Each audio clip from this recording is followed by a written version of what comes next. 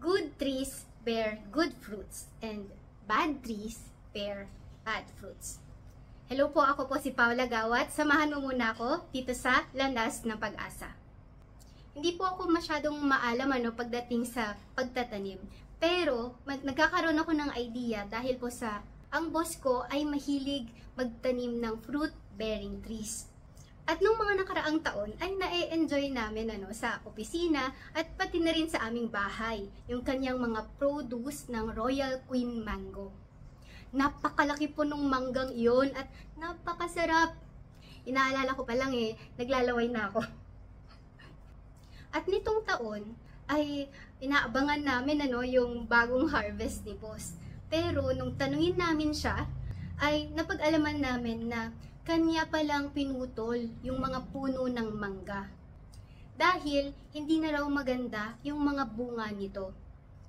Medyo nalungkot kami pero hopeful and looking forward sa pag-revive ni boss dun sa kanyang mga puno ng mangga.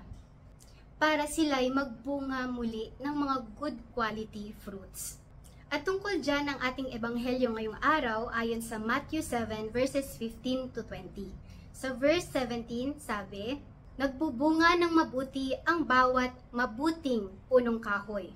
Subalit, nagbubunga ng masama ang masamang punong kahoy. At hindi mo ito mapagbabaliktad. Sabi sa verse 18, hindi maaaring magbunga ng masama ang mabuting punong kahoy. At gayon din, hindi maaaring magbunga ng mabuti ang masamang punong kahoy. At ang resulta, sabi sa verse 19, ang bawat puno na di nagbubunga ng mabuti ay pinuputol at itinatapon sa apoy. Wow! Who wants to be thrown in the fire, right? Pero ito ang good news, kaibigan. Katulad ng ginawa ng boss ko, na pinutol niya ang mga puno ng mangga, hindi para ito ay tuluyang patayin at sunugin, kundi para ito ay bigyan ng pagkakataon para manumbalik yung kanyang pagiging mabuting punong kahoy.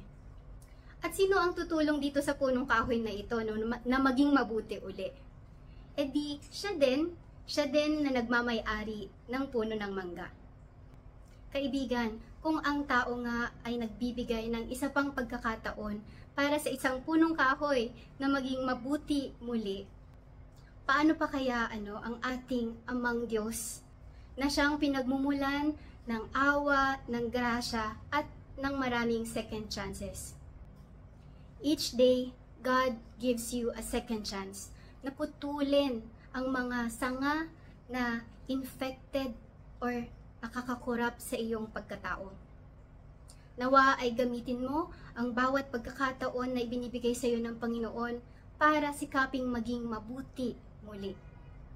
Bakit? Dahil sabi sa verse 20 sa Ebanghelyo ngayong araw, kaya nga makikilala ninyo sa kanilang mga gawa ang mga bulaang propeta. Tandaan kung ano ang iyong panloob na karakter, ay siya rin ang makikita ng mga tao sa iyong gawa at sa iyong salita. Let me ask you this. How do you want to be remembered by people around you? Do you want to be remembered by people as someone who has always strived to do good to others? As someone who has shown them kindness even when they do not deserve it? And someone who has always done things the right way? Ano ang mga gusto mong matandaan at makita sa iyo ng mga tao? Ano yung good fruits na ninanais mo? Is it the evident capacity to love? Is it joy? Is it peace? Goodness? Faithfulness? Self-control? Patience? Kindness? Lahat po ng iyan ay may source. At ang good fruits na mga nabanggit ko ay resulta po iyan ng iyong paglapit at pagkapit sa Diyos at yung regular na pagsunod sa kalooban ng Panginoon. Diba sabi nga niya sa John 15 verse 5, ako ang puno ng ubas at kayo ang mga sanga. Ang nananatili sa akin at ako sa kanya ang siyang nagbubunga ng sagana. sapagkat wala kayong magagawa kung kayo'y hiwalay sa akin. Good trees bear good fruits. But why desire good fruits? Why desire to be a good tree? Well, friend, it's because this is what makes life worthwhile. This is your original nature. At hangad ng Panginoon yan para sa iyo.